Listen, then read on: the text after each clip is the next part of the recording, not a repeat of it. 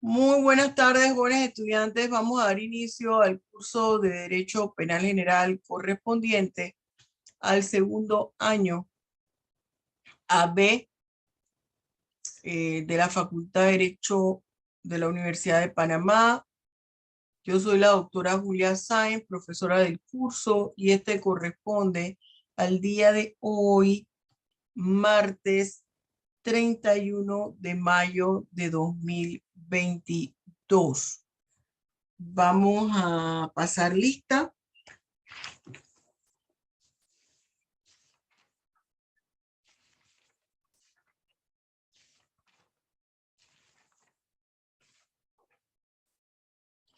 Ujú. Acuña Livni.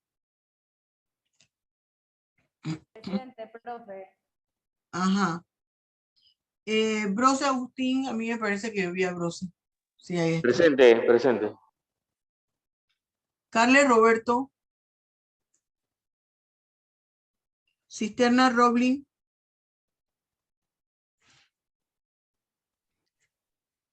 Díaz Gian. Presente, profe. Ajá.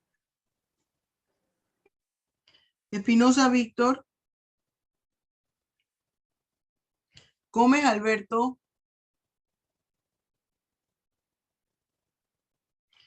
Gutiérrez Jorge.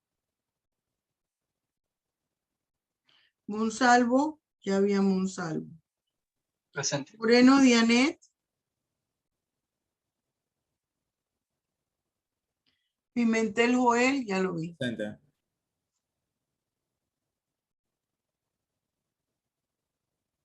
Ríos Ángel. Ángel, ¿tú eres el que está en iPhone de Ángel?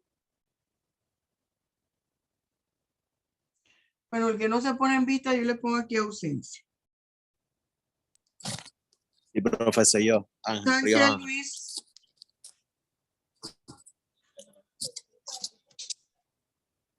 Yo, profe, iPhone de Ajá. Ángel soy yo, déjeme cambiarme el nombre.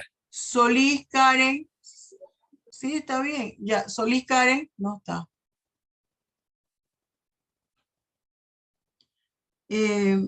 Justin. Presente. Aleindra. Ya te vi, Indra. Presente, profesora. Sí, ya te vi, hija. Vargas Andrés. Flores Edis.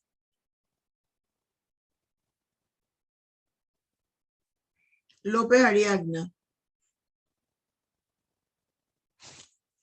Bolivarianila. A ver.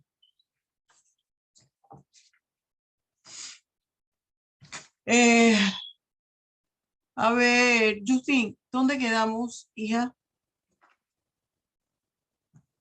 En lo que yo abro aquí mi sitio web.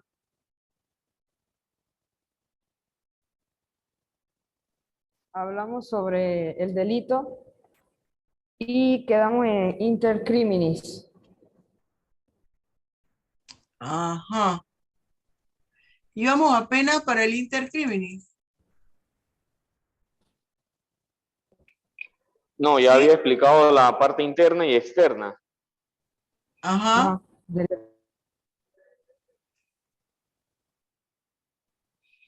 Íbamos Sí, habíamos... entonces a la clasificación del delito, ya esa la vimos.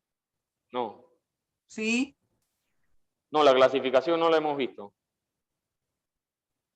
Porque yo tengo anotado. A ver, espérese, déjeme ponerle a compartir pantalla. Espérese un momentito, que es que yo tengo la impresión que nosotros vimos eso.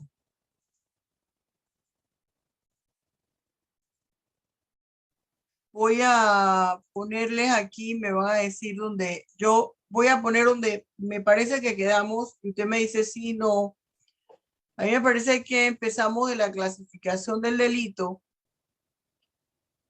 y vimos según la estructura del tipo penal, simple, complejo, abierto, cerrado, los unisubjetivos, plurisubjetivos, especiales, comunes y de propia mano.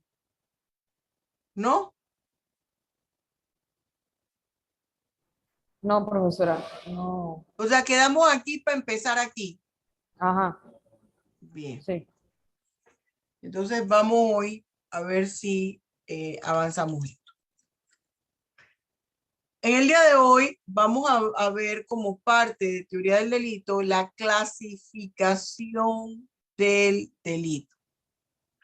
Hay una multiplicidad de clasificaciones que se hace con respecto al delito y nosotros vamos a atender aquí a la clasificación desde el punto de vista de la estructura del tipo penal. Entonces nosotros tenemos que según la estructura del tipo penal se encuentra el delito simple, el delito complejo. Sí, Ariadna, ya yo te puse ahí en el presente. Tenemos el delito simple, el delito complejo, el tipo penal abierto y el tipo penal cerrado. ¿Qué pasa con el delito simple? Es el simple o el básico, el que describe en qué consiste la figura de la conducta ilícita sin establecer agravantes o atenuantes. Sin establecer agravantes, sin establecer atenuantes. Por ejemplo, el artículo 131 del Código Penal que señala, tenga a mano aquí ahora su código de estudio y su libro de Derecho Penal panameño. Entonces, aquí vamos a poner otro para no poner siempre ese. Váyase a la página 173. En la página 173, el artículo 193 de la página 173 habla del delito de injuria. Y en ese delito de injuria dice el artículo: quien ofenda la dignidad, la honra o el decoro de una persona mediante escrito o por cualquier forma será sancionado con 60 a 120 días.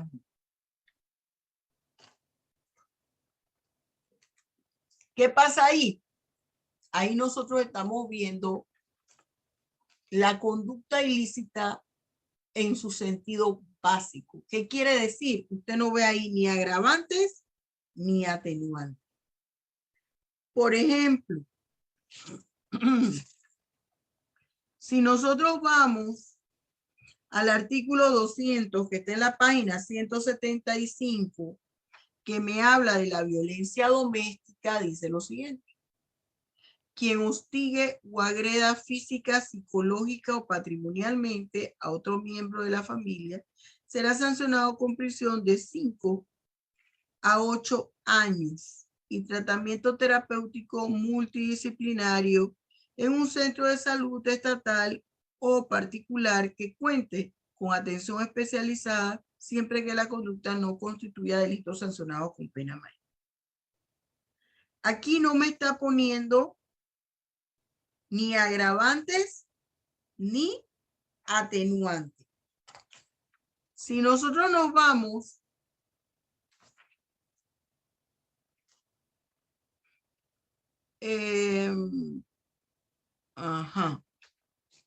ese es mi tipo penal básico. Ahí no hay agravantes ni atenuantes, es decir, no hay condiciones que aumenten o disminuyan la pena. Entonces, ese es mi tipo penal básico. Si nos vamos, por ejemplo, vayámonos al artículo, a ver. Vamos a buscarle el artículo.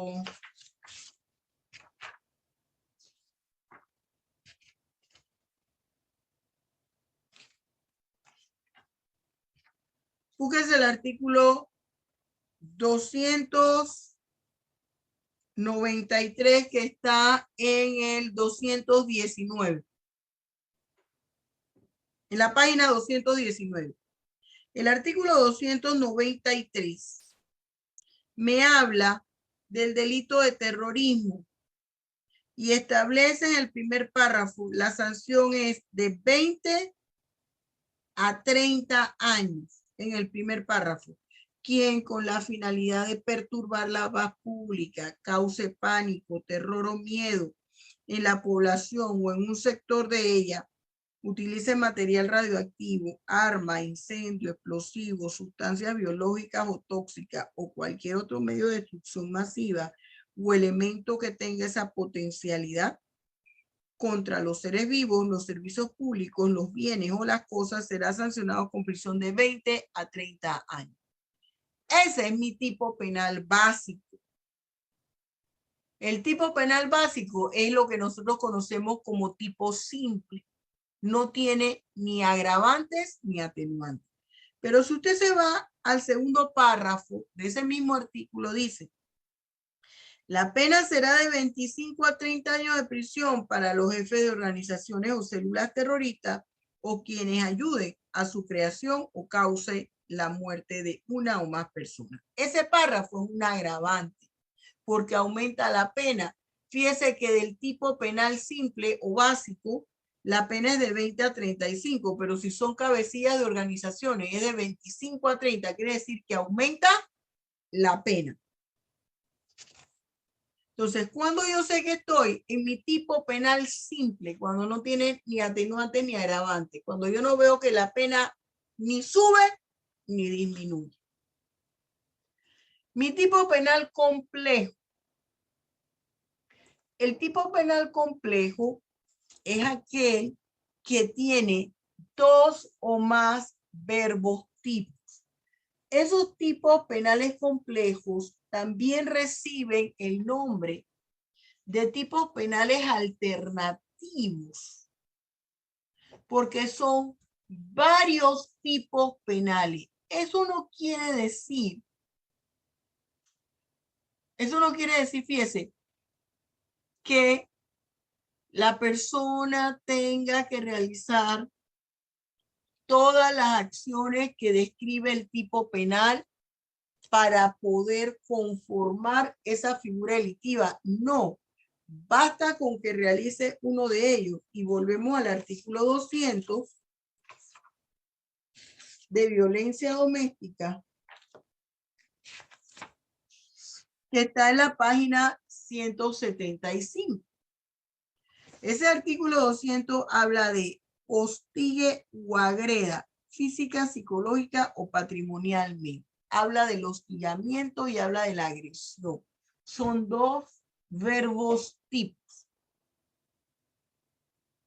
Profesora, el victimario o sujeto activo tiene que realizar esos dos verbos tipos para que estemos en la presencia del delito de violencia doméstica. No, no necesariamente. Con cualquiera de esos dos, con uno solo que realice, él ha constituido o ha realizado el delito de violencia doméstica. El tipo penal abierto. El tipo penal abierto es aquel que para poderlo aplicar el juez requiere la explicación o la descripción de la conducta ilícita en otro tipo penal. Por ejemplo, el delito del maltrato. El delito del maltrato, ahorita mismo le digo en qué página. Un momentito, por favor. El delito del maltrato del niño, niña o adolescente. Artículo 202. Eso está en la página 176 del estudio del Código Penal. Ese artículo 202 me dice: quien maltrate a una niña menor de edad será sancionada con prisión de 2 a 4 años. Profesora, ¿por qué es tipo penal abierto? Porque no me está definiendo ese artículo que es maltrato. Maltrato es un término amplio para lo que Indra puede ser un maltrato, de repente para mí no, o viceversa. Entonces, Eso le llamamos tipo penal abierto. El juez requiere de otra ley penal, que puede ser otro artículo, que le explique la conducta ilícita, y ahí sale entonces el artículo 203. El artículo 203 dice: para los fines del artículo anterior, constituye maltrato a persona menor de edad las siguientes conductas. Y describe qué es lo que se entiende por maltrato de persona menor de edad. Y ahí habla. El 4, por ejemplo, vamos de abajo hacia arriba, el numeral 4. Darle trato negligente. El numeral 3. Emplearlo o permitir que se le emplee en trabajos prohibidos o que pongan en peligro su vida o salud. Utilizar o inducir a que se le utilice en la mendicidad o en propaganda o publicidad no apropiada para su edad. Causar, permitir o hacer que se le cause daño físico, mental o emocional, incluyendo lesiones físicas ocasionadas por castigos corporales. Cada uno de esos puntos explica una forma de maltrato al menor. Esos son los tipos penales abiertos. El tipo penal cerrado es aquel que todo me lo describe. Allí en mi tipo penal yo no requiero otra norma como complemento. Por ejemplo, el artículo 205 que está en la página 177. Léela, Brose. Léelo, por favor. ¿El artículo? 205 que está en la página 177 del libro de estudio del Código Penal. Quien suprima o altere la identidad de un menor de edad en los registros del Estado Civil será sancionado con prisión de 3 a 5 años. La misma pena se aplicará a quien, a sabiendas, entregue un menor de edad a una persona que no sea su progenitor o quien no esté autorizado para recibirlo. ¿Qué estamos viendo allí? Ahí estamos viendo la descripción del tipo penal de esa conducta ilícita. Está diciendo en qué consiste. El juez no necesita de la aclaración en otra norma jurídica. Eso es el tipo penal cerrado. Ya vimos la clasificación del delito según el tipo penal. Hay en cuanto a los sujetos que intervienen en el delito. ¿Que intervienen en qué forma? Para realizar el hecho punible. Entonces están, por ejemplo, cuando solo se requiere un solo sujeto, reciben el nombre, un solo sujeto activo o agente, de unisubjetivo, sígame con el cursor. Ejemplo, el delito de homicidio. Solo requiere una persona, dispara, ¡pau!, mató a otra. El delito de robo. El delito de hurto, por ejemplo. Esos son los unisubjetivos. No quiere decir que no pueda tener la convergencia de más personas, pero lo esencial, lo que se requiere para lograr esa figura delictiva, una persona, pero se llama unisubjetivo. Cuando se requiere la presencia de 2 o más personas, plurisubjetivos, 2 o más personas que sujetos activos. Por ejemplo, el delito de asociación ilícita, cuando 3 o más estén reunidos para concertar la comisión de un delito. La desaparición forzada también, asociación ilícita, desaparición forzada. Según fíjese, estos dos es según la cantidad de sujetos que intervienen en la comisión del hecho. Según las características del sujeto activo o pasivo, podemos encontrarnos ante delitos especiales o delitos comunes. ¿Cuáles son los delitos comunes? Los que puede realizar cualquier persona, ¿Cómo los identifico, profesora? Con el pronombre personal indeterminado ¿quién? ¿Cuáles son los especiales? Son aquellos que requieren de una característica específica por parte del sujeto activo. Cuando dicen, por ejemplo, el servidor público que, ahí estamos viendo una condición específica o especial de ese sujeto activo y que sea ¿qué? Servidor público. Cuando hablamos del delito de estupro, el sujeto activo tiene que ser mayor de edad. El sujeto pasivo tiene que ser menor de edad. Estupro o llamado hoy día delitos consensuados, el delito consensuado, relaciones consensuadas. Yo les he explicado aquí que eso de relaciones consensuadas me choca en el oído. ¿Por qué? Porque un menor de edad versus un mayor de edad siempre va a ser manipulado. Y los delitos, ya vimos que los comunes, aquellos que lo puede realizar cualquier persona, por ejemplo, el homicidio, las lesiones personales. ¿Cómo yo lo advierto? Porque está identificado con mi pronombre personal indeterminado ¿quién? Hay otros delitos, según el tipo de participación del sujeto activo, se llaman los delitos de propia mano. ¿Por qué quiere decir esos delitos de propia mano? Lo tiene que hacer directamente el sujeto activo. No lo puede hacer por interpuesta persona. Ejemplo, el delito de violación sexual o violación carnal.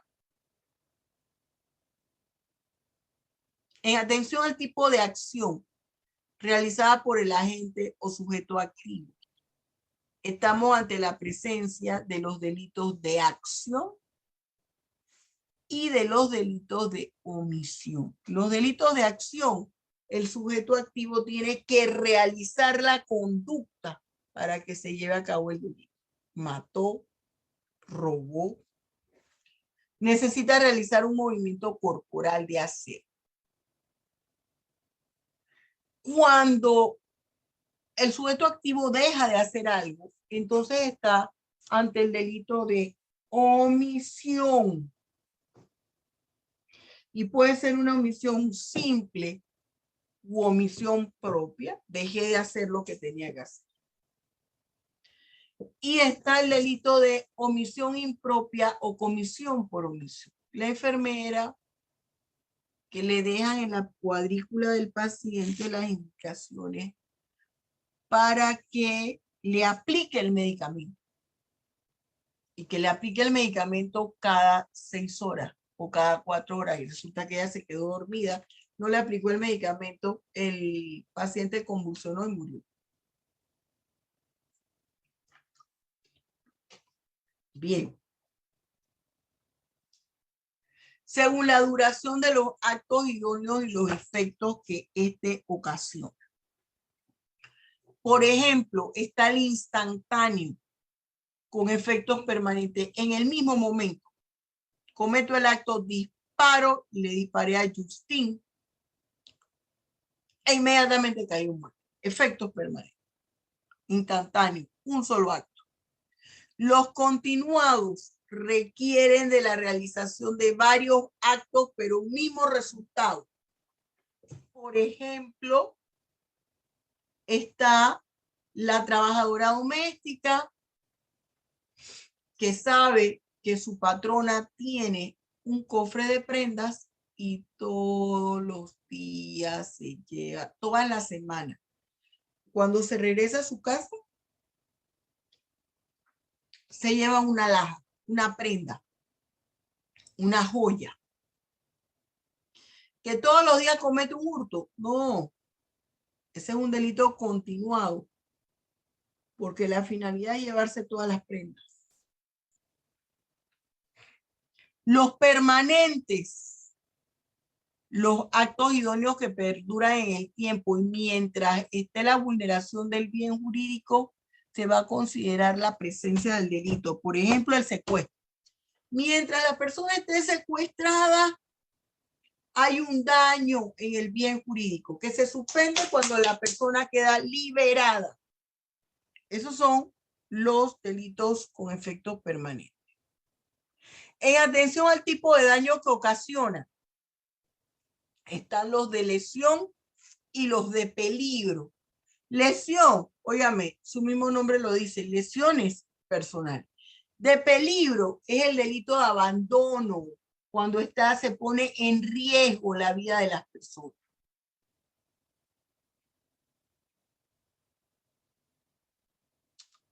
Según la cantidad de actos. El delito unisubsistente es aquel cuya conducta está conformada por un solo acto idóneo. Por ejemplo, el homicidio. Los plurisubsistentes son los que se necesitan para su realización llevar a cabo varios actos idóneos. Ejemplo, el blanqueo de capital. Necesita primero una conducta ilícita antecedente, es decir, que se ha cometido con antelación, más la conducta en sí del blanqueo.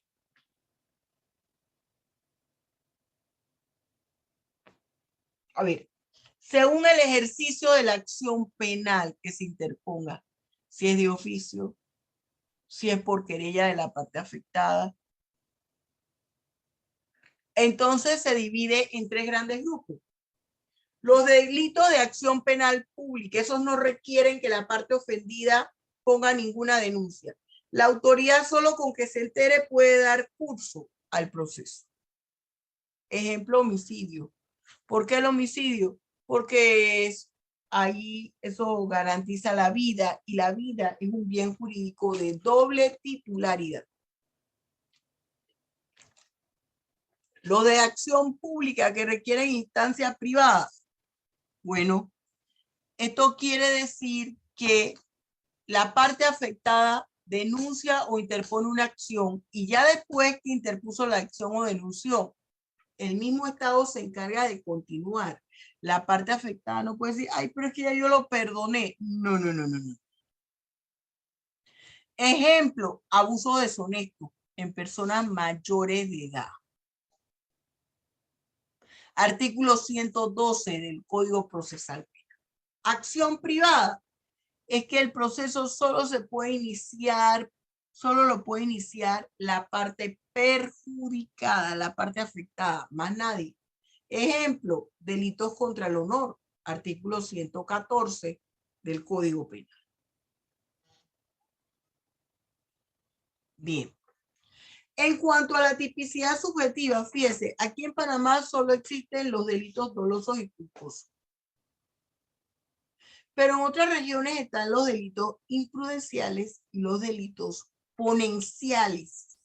Esos delitos, fíjese, delitos imprudenciales, están los delitos preterintencionales. Esos delitos imprudenciales, yo dije equivocamente ponenciales, esos delitos culposos o imprudenciales, ¿qué es lo que me indica? El sujeto activo no actuó con intención. Él no quería matar a la persona. La enfermera no quiere que se le muera el paciente, pero el paciente se le murió.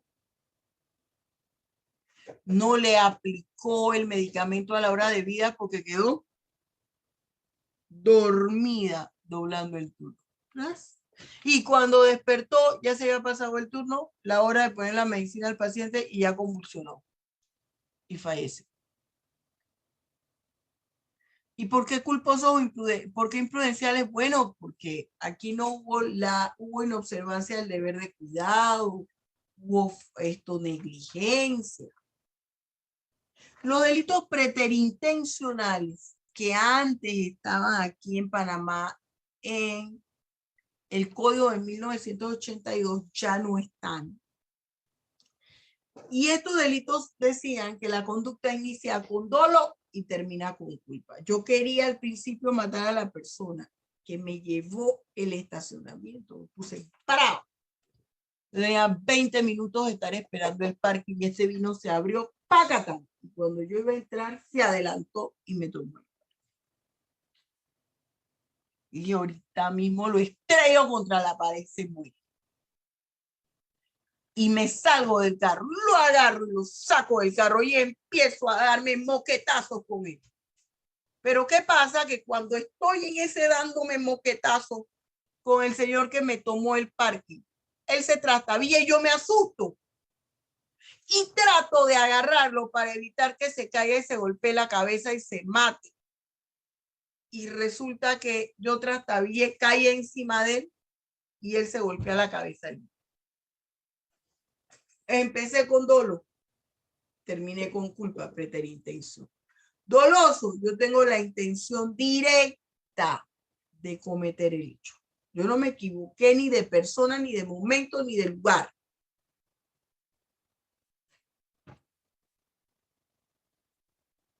Ahora vamos con la acción o conducta ilícita. ¿Qué es la acción? Es la conducta realizada por el agente.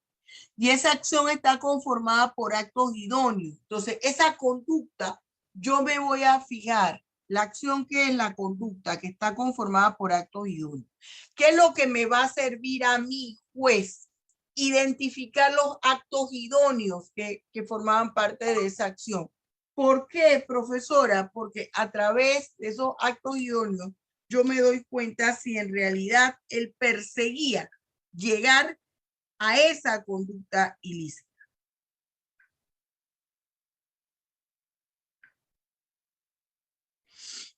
Bien.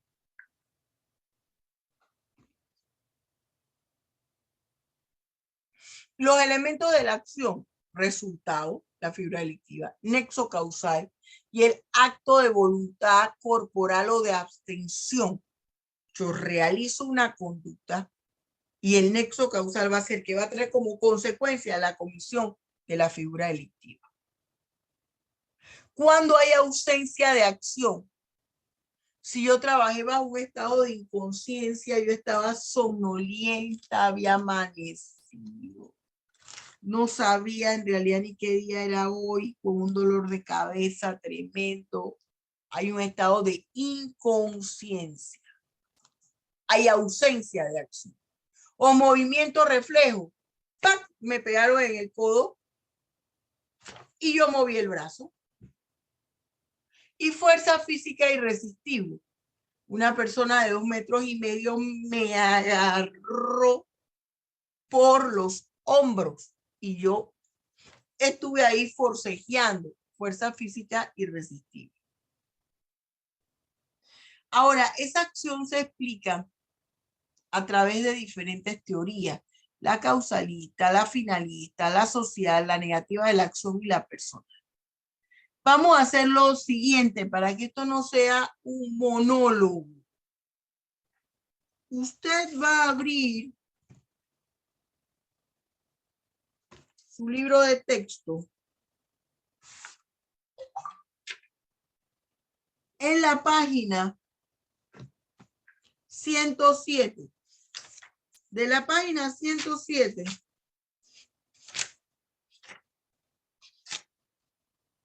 a la página 118. Yo le voy a dar a usted, de la página 107 a la 118, le voy a dar a usted 10 minutos para que usted lea esas páginas y me van a explicar qué es lo que usted entiende en cada una de esas páginas. Yo le voy a preguntar y va a tratar de poner un ejemplo. 12 minutos le doy a partir de ya. Individual lo tiene que hacer.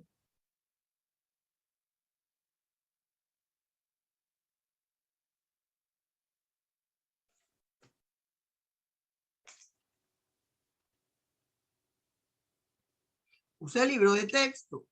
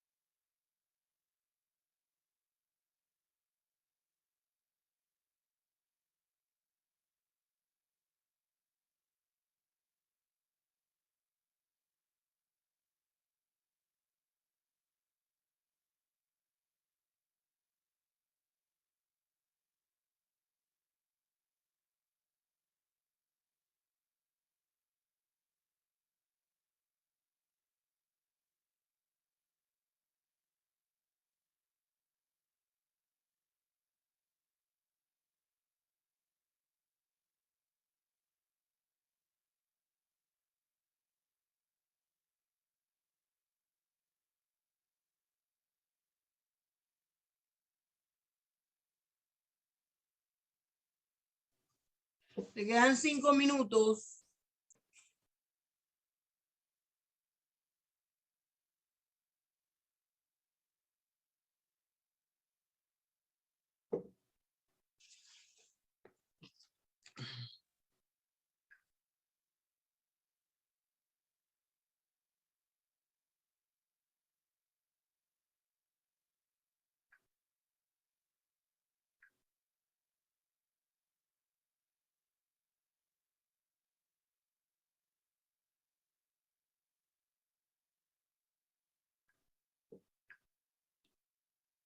Ay, ay.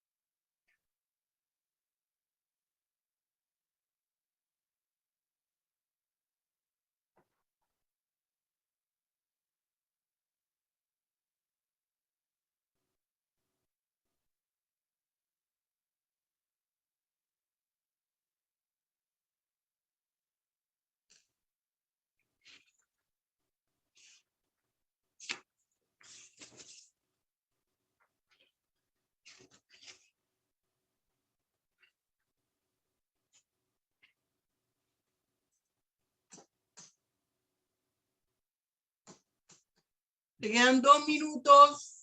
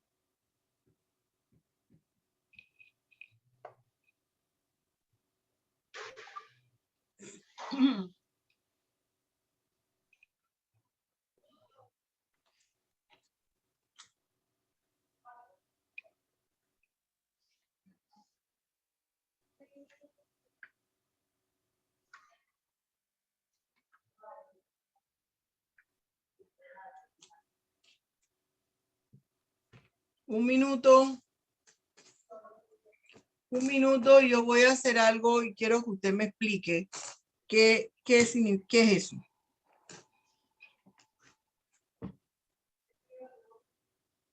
Y voy a dejar de compartir para que pueda ver bien lo que yo voy a hacer.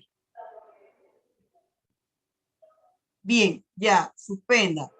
Pónganse en vista todo. Fíjense, mírenme. Yo quiero que me explique qué es esto. Si es acción, qué es lo que pasa. Yo estoy aquí y estoy hablando con ustedes, sí, porque la acción forma parte de la conducta. ¿Se fijó? Estoy hablando con usted, Janet Porta en vista, y yo les estoy aquí explicando la clase.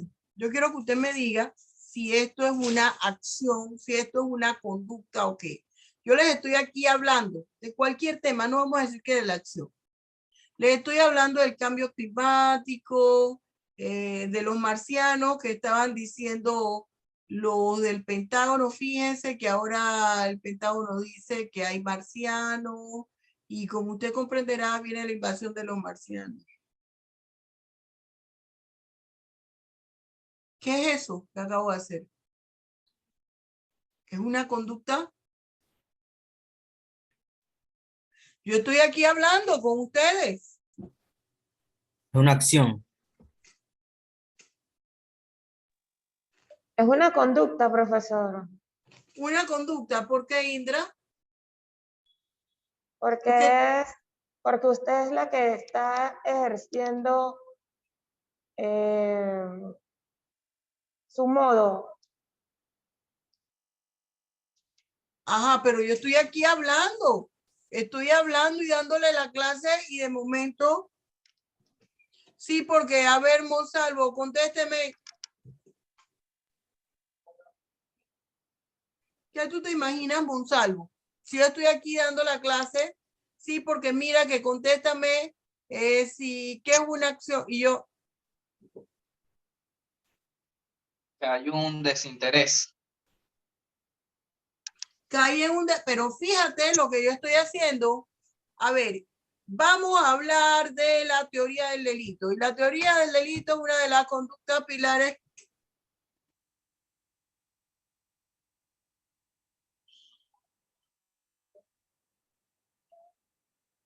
¿Vieron? O sea, sería como una acción, profesora, ¿Por qué, Andrés? porque se define como aquella actividad que realiza el sujeto, ¿no? Y usted a estar hablando con nosotros, interactuando, usted es la que hace esos gestos.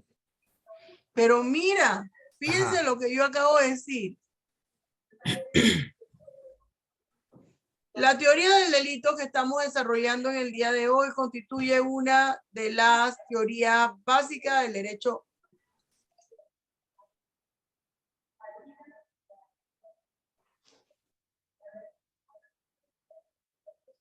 Yo estoy hablando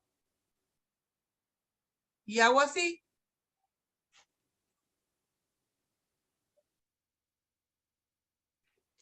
Brose, ¿qué es esto? ¿Qué hice? ¿Qué pasó?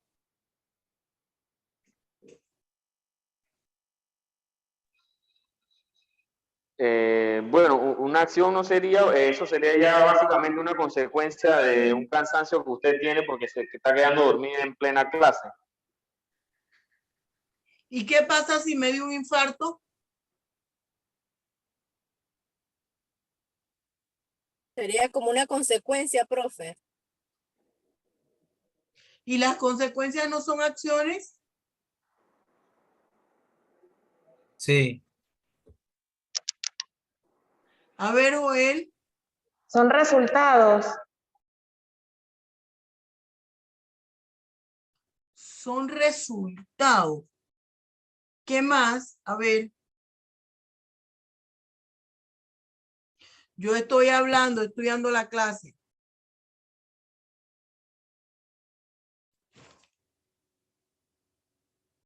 ¿Cómo se queda una persona que está hablando dormida?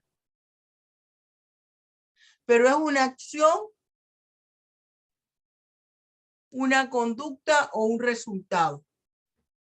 Yo diría que es una acción, profesora. ¿Por qué tú dices que es una acción? Lo que yo Porque acabo él de hacer.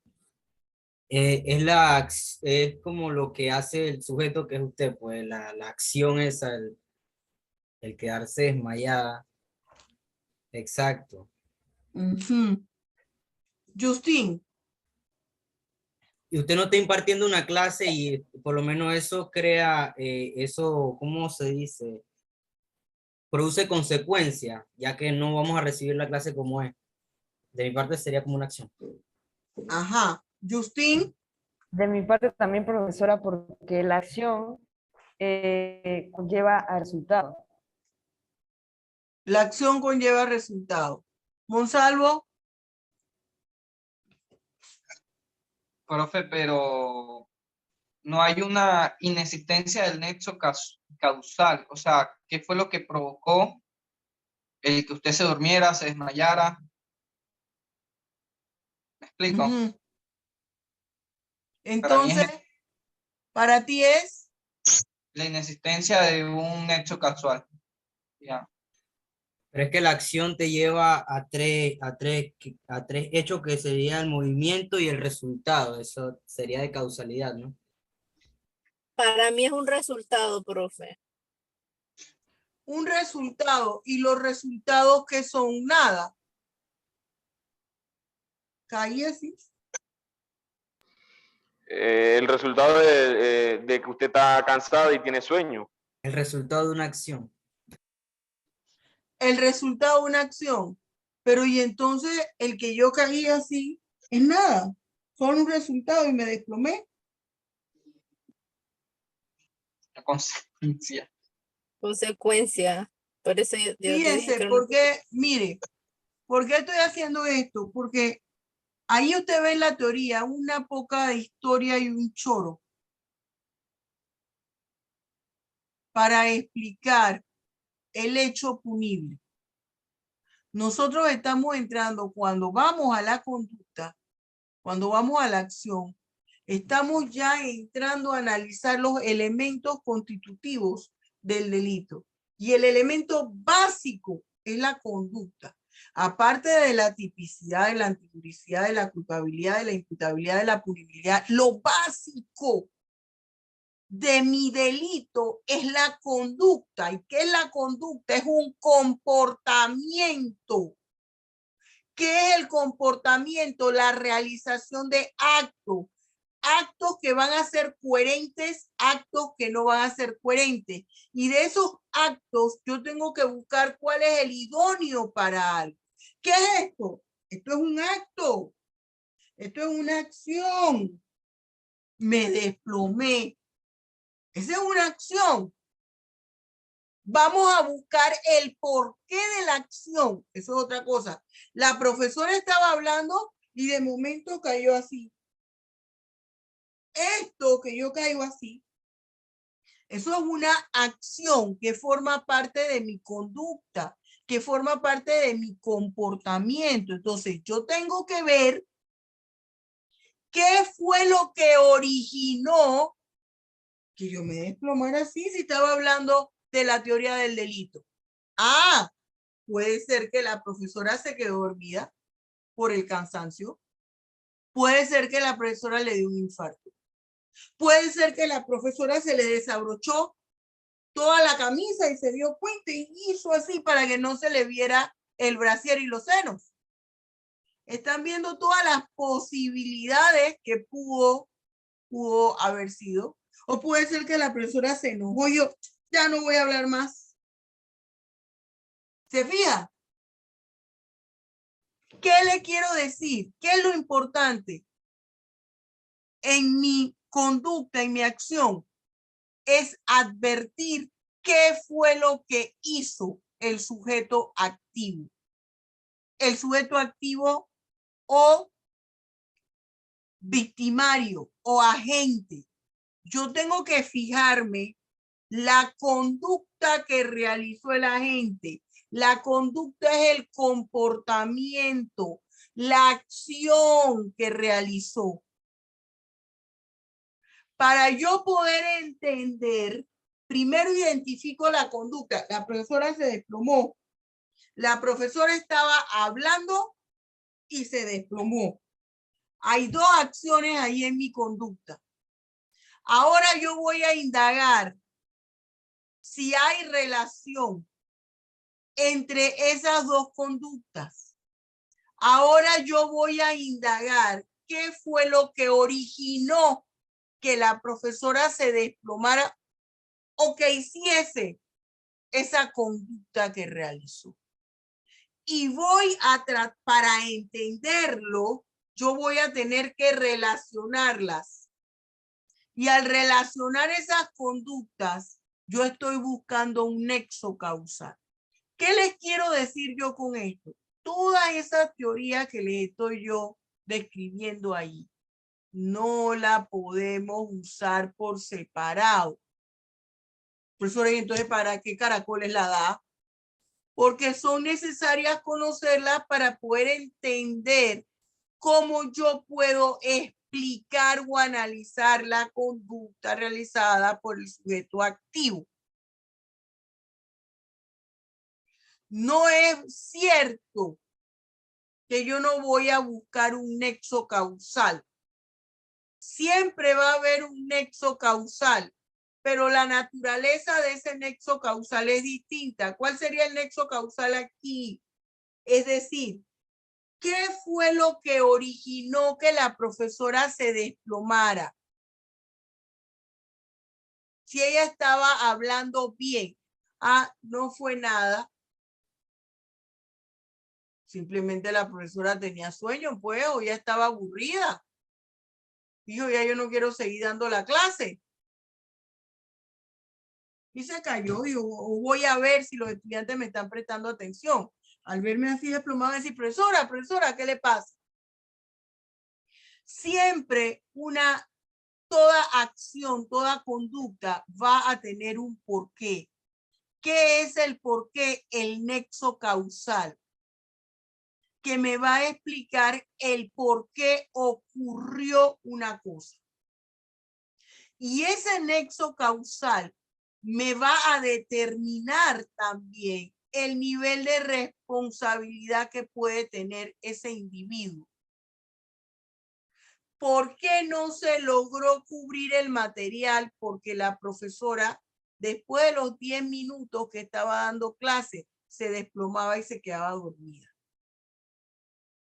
Esa puede ser una razón por la cual no se terminó el programa.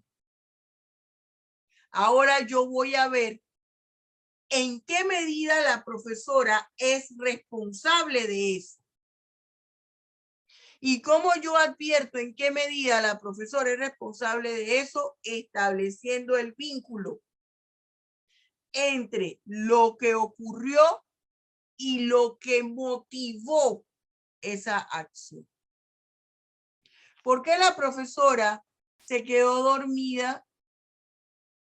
Por un exceso de trabajo. ¿Pero qué tipo de trabajo? No es que la profesora es seguridad en una discoteca. Ah, pero es que eso no tiene que ver con el trabajo que ella está realizando de profesora. Nosotros nos estamos viendo perjudicados por un trabajo que no tiene nada que ver con nosotros. Ah, es que la profesora se quedó dormida por exceso de trabajo en la universidad, en una asignación oficial. ¿Se fija cómo va variando la cosa? A la profesora se le puso una asignación oficial. Y esa asignación oficial ella la termina todos los días hasta 2 y 3 de la mañana. Y tiene inmediatamente a las 7 que ponerse a dar clase. Entonces se va dando una explicación. ¿Ella es responsable de eso? No. Son los horarios que se le impusieron. Entonces no hay en cuanto a la relación o al vínculo del resultado con la acción, no hay un vínculo con la profesora. Es debido a una situación ajena a ella. Eso es lo que quiere decir cuando usted lee, no existe un nexo causal. No existe un nexo causal vinculante, pero siempre va a haber un porqué. ¿Me estoy explicando? Y eso es lo que tengo que identificar como juez para poder determinar si hubo una figura delictiva, porque estuvo presente todos los elementos constitutivos del delito, y para determinar el nivel de responsabilidad penal. Entonces yo allí les voy explicando las teorías. Y yo empiezo con una teoría causalista. Vamos a volver acá y quiero que alguien se atreva a explicarme con sus palabras y tomando como referente mi ejemplo, ¿qué es la teoría causalista?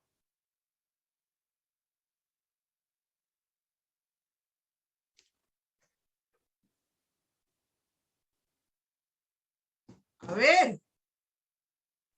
Profesor, lo que yo entendí de la teoría causalista es que la acción se da básicamente por la transformación del mundo exterior, o sea, cosas que pasan es lo que hace que una persona actúe, el entorno en el que la persona vive hace que actúe de una forma, según lo que entendí con respecto a lo que es la teoría causalista.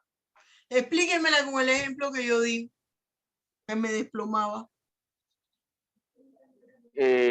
Por ejemplo, que usted está dando la clase y tal cual como lo dijo, que usted tiene otro trabajo. ¿Por qué tiene otro trabajo? Porque quizás no gana mucho en uno solo y la vida está cada vez más cara, entonces por consecuencia y transformaciones del mundo exterior, usted se ve obligada a conseguir otro trabajo y cuando dicta la clase le da lo que es cansancio. Lo asocio de esa forma. Pero fíjese, yo voy a tener responsabilidad. ¿Por qué? Porque yo tendría, en el ejemplo, estoy haciendo una actividad que no tendría nada que ver con la universidad. Soy la policía de seguridad de una discoteca. La universidad a mí me contrató para que yo dictara clases, no para que me durmiera dictando clases. A que a usted no le ajuste el salario, pero lo que pasa es que usted firmó aquí un contrato y esa firma del contrato implica que usted estaba de acuerdo en el precio que se le iba a pagar. Eso no me va a eximir de responsabilidad penal. Pero mire cómo cambia la película. Si lo que yo estoy haciendo es una actividad oficial extracurricular que implica que me ha asignado la universidad, que yo esté realizando esa labor monitoreada hasta las 2 de la mañana. Puede ser que a esa hora en línea con el cambio de horario me han puesto a representar a la universidad dictando conferencias y es con el horario europeo. Entonces yo allí tengo una responsabilidad o no. Hay un nexo causal.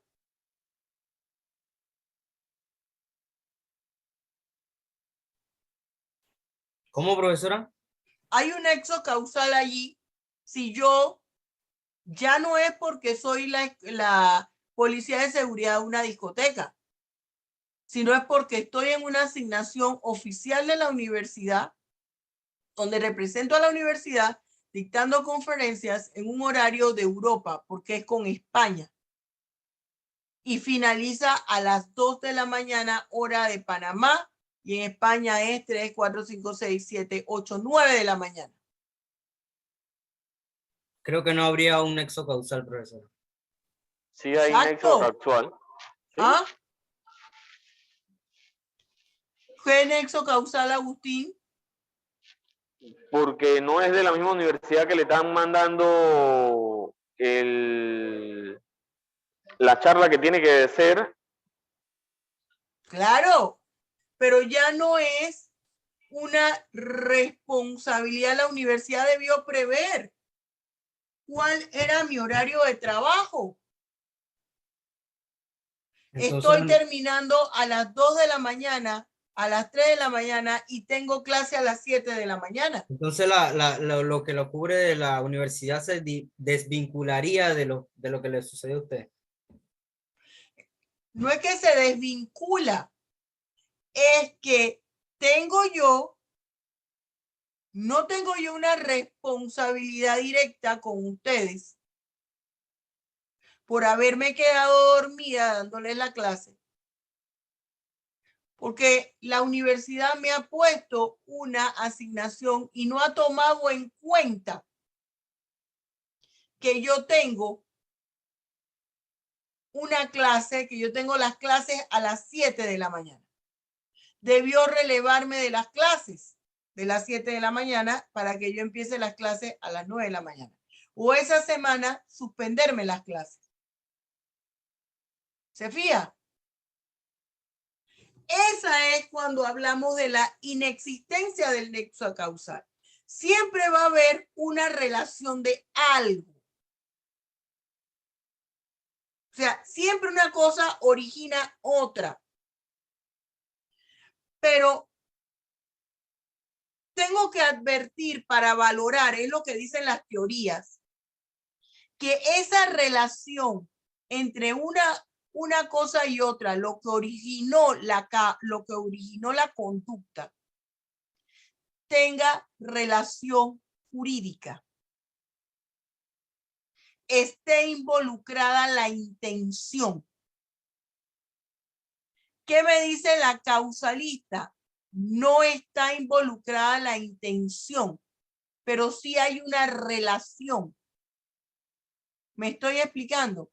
Porque el que yo me duerma y que tenga que suspender la clase impide que yo avance con el material.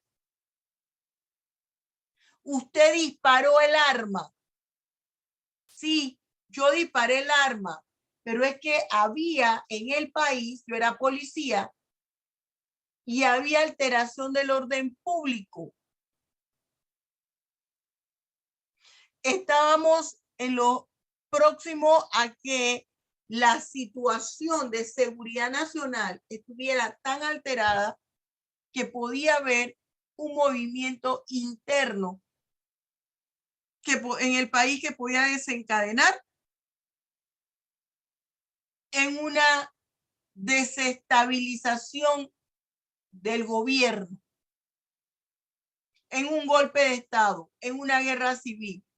Y mi jefe inmediato me dijo, tire las bombas lacrimógenas y haga disparos al aire. Por eso es que existen los eximentes de culpabilidad cuando está el policía en el campo de acción. El superior jerárquico dio una orden.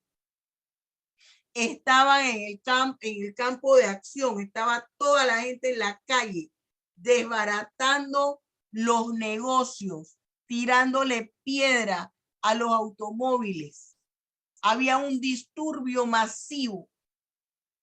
La turba ya iba para el Palacio de Gobierno. ¿Me estoy explicando? El policía dispara porque el superior jerárquico dice, no, las bombas ya no están haciendo efecto. Pero el reglamento dice que no debemos utilizar, sí, pero no hay opción. Lo que va a hacer es disparar el arma al aire para que la turba se desintegre. Y en ese que disparó al aire, el arma, el disparo, por alguna razón rebotó, hirió a una persona y murió. Se fija, había por parte del policía la intención y el deseo de matar a la persona. No. No había una intención. Había un nexo causal sin intención o había una relación, había un vínculo. Por eso es que usted ve inexistencia del nexo causal en uno. Y usted ve en las otras que habla de voluntad, nexo causal, dice, pero ¿cómo? Es que una cosa se contradice de otra. No, es que siempre va a haber una relación entre una acción y otra que forman la conducta. Pero entonces yo tengo que ver el querer de esa acción. No hubo ningún querer. El movimiento que ocasionó la muerte fue el disparo que yo hice, perdón.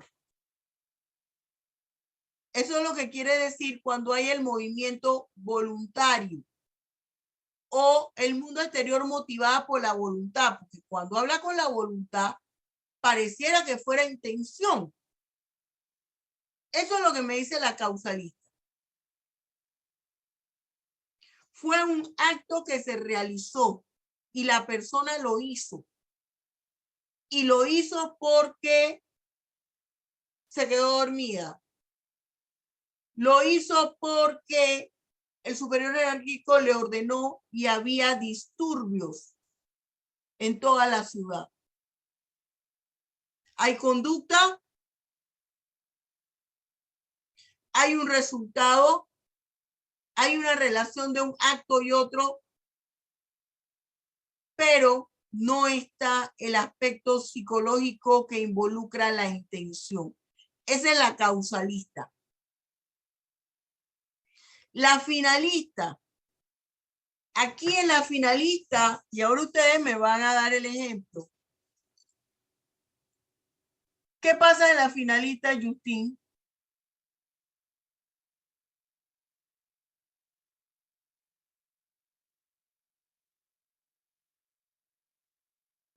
En la finalista habla sobre la figura de Hans Welsel. O sea, él se representa en esa teoría porque conlleva a que la acción tenga como un vínculo con el resultado.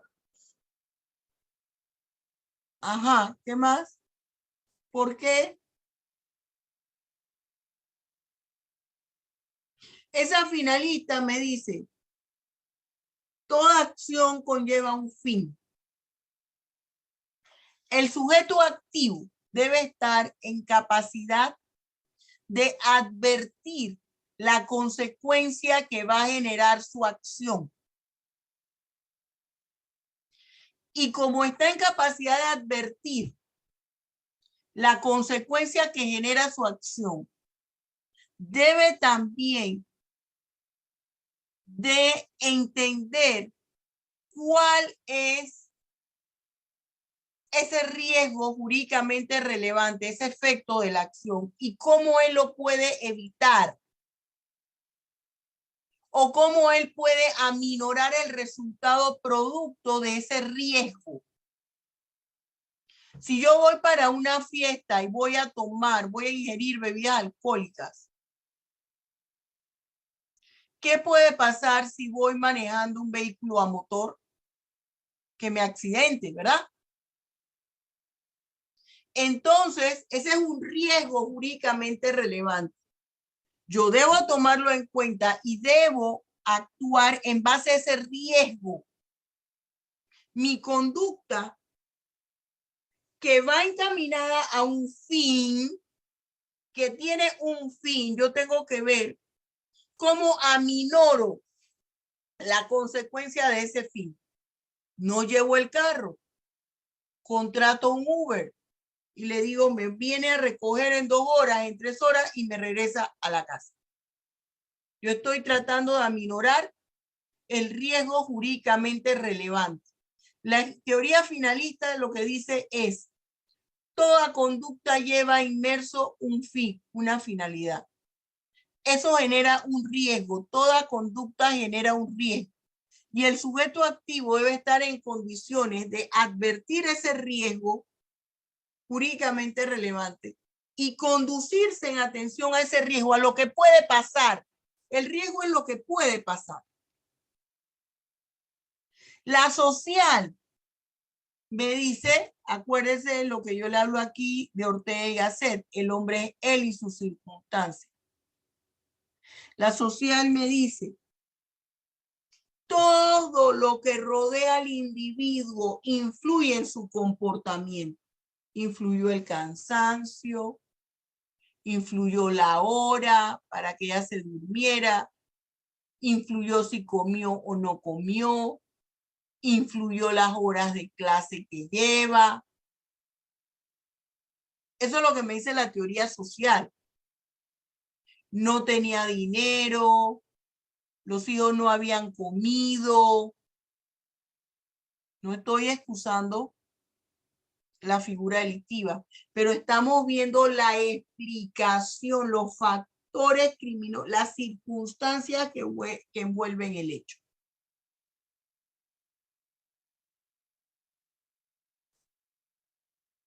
La teoría negativa de la acción. Esto me dice que el sujeto activo pudo evitar la acción. La teoría negativa de la acción es la de Gunther Jacob. ¿Y qué es lo que dice Gunther Jacob? Dice, mire, el sujeto activo, solo con el hecho de haber realizado la acción, ya nos está indicando su nivel de peligrosidad. ¿Por qué? Porque él sabía que lo que hizo constituía una prohibición por parte del Estado. Prohibía matar, prohibía robar, prohibía hurtar. Y sin embargo, existiendo la prohibición, él, conociendo de la norma, tomó la decisión de hacerlo. Esa es la teoría negativa de la acción.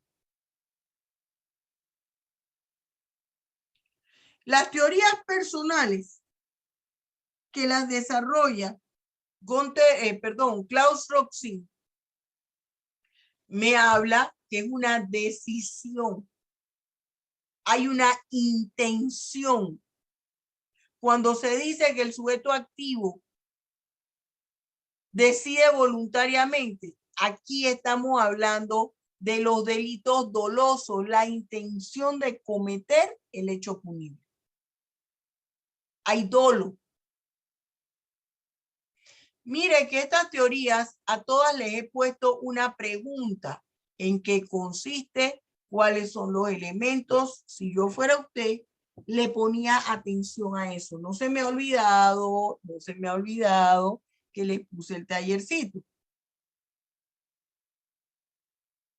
Las teorías sobre la relación de la causalidad.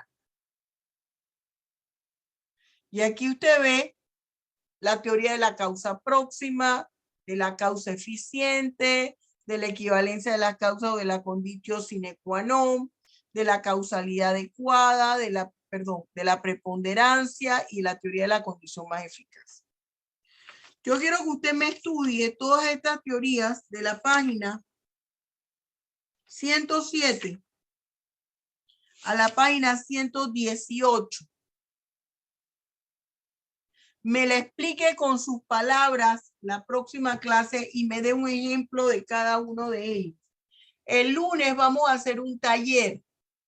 Análisis de la norma, se acuerda todo lo que tiene que poner y lo vamos a unir con la teoría de la acción. Usted cada uno me va a explicar una y me va a dar un ejemplo. Lo vamos a hacer oral. ¿Estamos claros? Si yo fuera usted, agarraba las páginas que me dijo la profesora, imprimía del material didáctico esta página de la acción porque ella ya me la dividió por preguntas. Volví a ver la clase y hacía mis ejemplos. ¿Preguntas hasta aquí?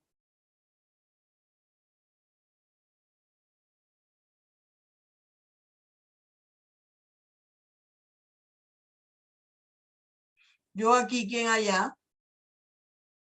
¿O la clase estuvo tan maravillosa, tan brillante que todo quedó claro? Todo claro, profesora. Yo espero que sí. Dianet, ¿preguntas?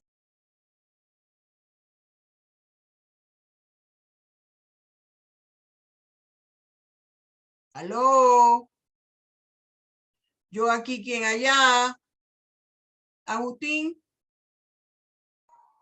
Sí, profesora, claro, que nos mandó a estudiar lo que son de las páginas 107 a la 18 y que explicáramos con nuestras palabras y diéramos un ejemplo de cada teoría. ¿Y el contenido de lo que les acabo de explicar quedó claro?